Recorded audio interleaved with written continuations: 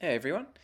Hey, this is how our pretty fantastic day started. My wife had to work, so I took our two little primary age kids, two little girls, out Mere Island to try and catch some kingies. They like catching the kois first, or koheru, um, and they really enjoy doing that. So we had some fun catching them, and we had some really, really big ones in the tank. And yeah, we popped round the corner at Mere Island once we got out there, and we hooked up the biggest one that we could find and dumped it in the water. And there's some really good sign on the sounder, and I knew that we're going to be into something pretty quick. And it was about a minute, and it went pretty crazy. My daughter was holding on to the rod, as you'll see shortly. She's in free spool, as you do, and she didn't want to come up tight on this one. It's probably a good idea too, because it might have pulled her overboard. So yeah, check it out. Do you want me to get out of the way a little bit? Edie, shut up. Stand up here.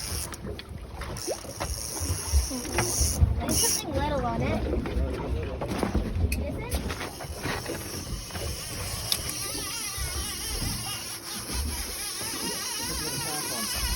What? Stop the motor! Go, go, go! As you can tell, it's panic stations on the boat now. It's only in game fishing you really see some line get dumped this quick.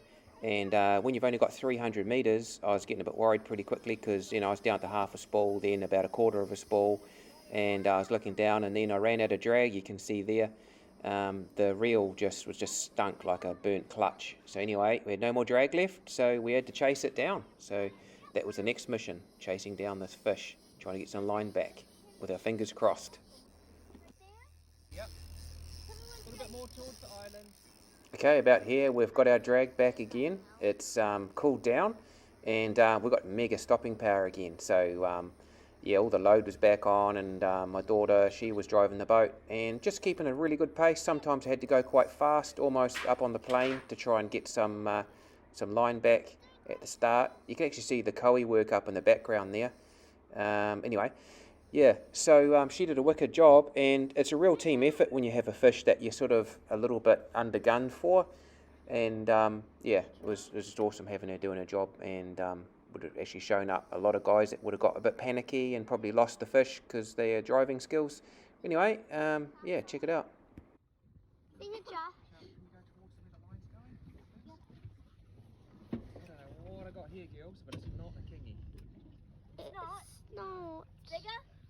It's a shark, I think. So at this stage here, I actually think I've got a shark on. I don't really know. I'm so close to Mere Island, and at that time, bluefin were getting caught. The southerns were getting caught, but they're way out at sea, 1,000 metres or whatever, and down the line a bit. So yeah, I thought it was a shark, and it was really hard. I didn't really know what I had, which is quite a weird feeling, and I didn't see it hit the livey. So yeah, we're just going by a wing and a prayer. Obviously pretty close into Mere Island there, and the fish too is going up and down in the water column a bit, which was quite weird. One stage I thought it was actually going to jump out of the water because the line, how when you've got a marlin on, it starts to jump around. It was just sort of doing that, but it didn't jump out. And yeah, we just followed the fish, and it's peeling line here.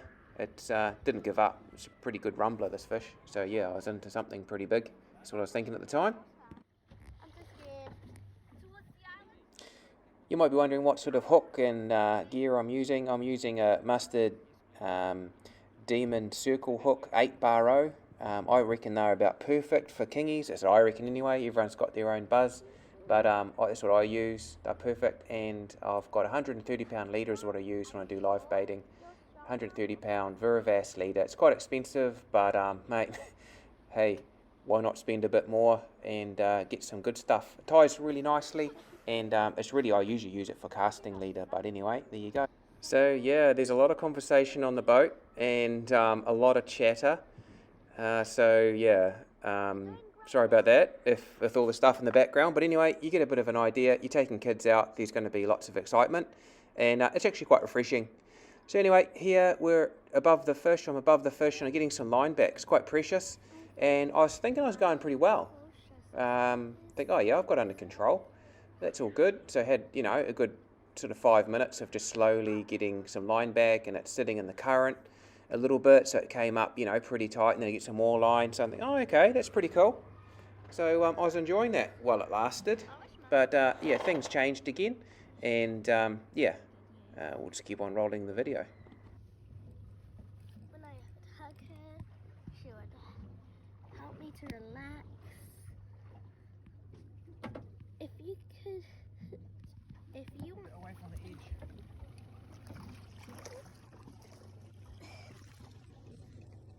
So there you go, plenty of force on that, the gear.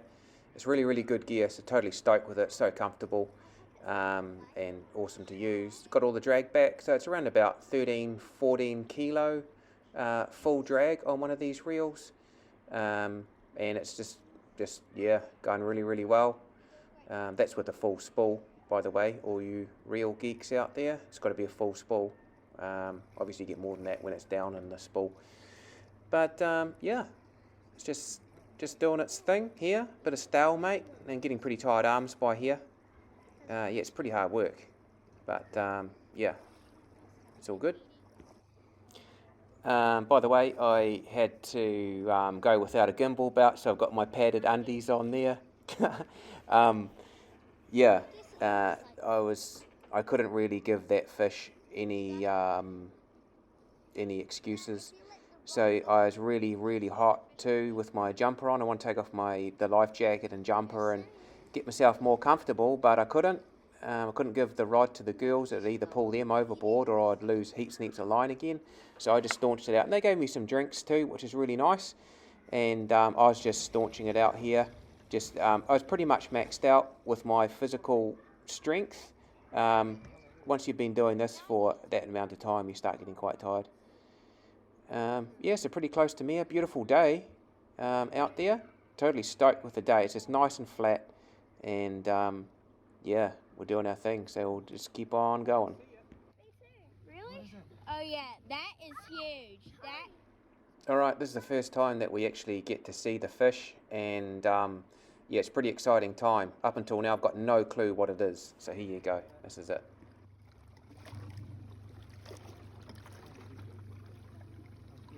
Me too. Don't drop it over the side. Now. I won't. I'm not that irresponsible. Big booty. Okay. Oh It yeah. is.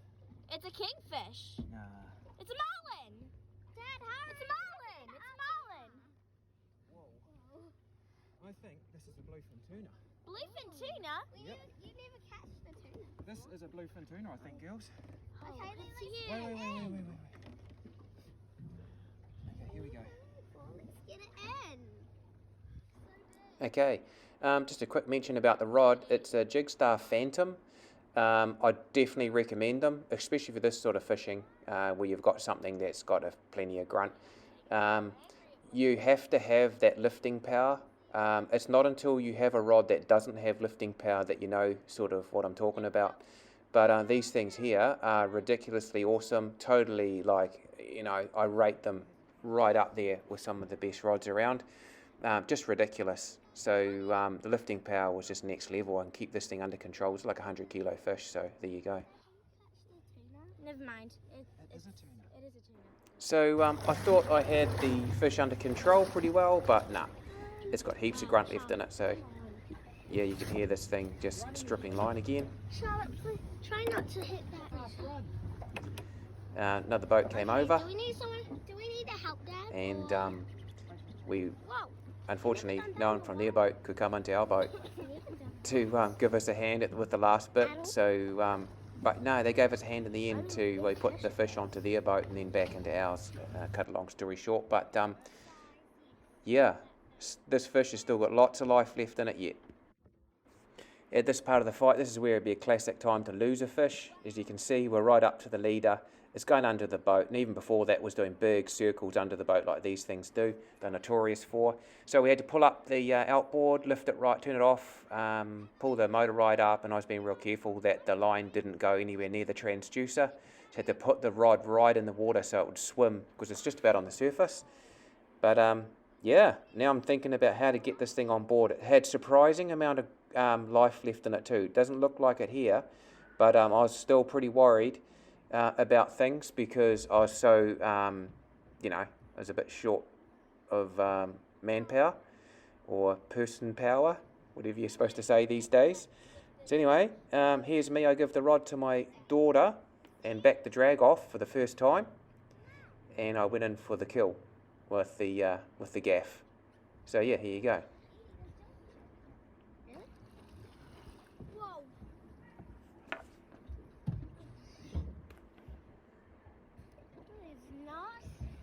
That is nice. Don't let the line touch the rock. Got it? Back off just a little bit more. Hold it, Charlotte. I'm holding it. I can't believe I'm holding this giant fish. Dad, she's got it. Whoa! Oh. Are we actually going to eat this thing? Yes. It's going to last us a whole week. Katie, can you please just get a picture of this one? Yeah, sure. Yes. Doing good, Dad. Just hold it. Anyway, after I'd sunk the gaff into it, we had to get it on board, and it was a bit too much. The gaff was, I don't know, too small. Scared it was going to rip out and all sorts of things, and having to tie a rope on it. It was just too hard basket to the setup of our boat, so we towed it like this to that boat that came over before, that big Staby, and they gave us a hand, put it onto their boat first on their big duck board, and then after that we got into our boat with the ropes, and we're boosting it home, and it was such a good buzz coming back just with my my girls, and it was the best family trip we've ever had, obviously. To catch a big thing like that, you turn around and look at that thing on the way back, it's just, I couldn't help smiling. And then we waded in at the Tauranga Fishing Club, and it was 104.2 kilo Pacific bluefin, or northern bluefin, what some people say. And hey, thanks for watching. Cheers.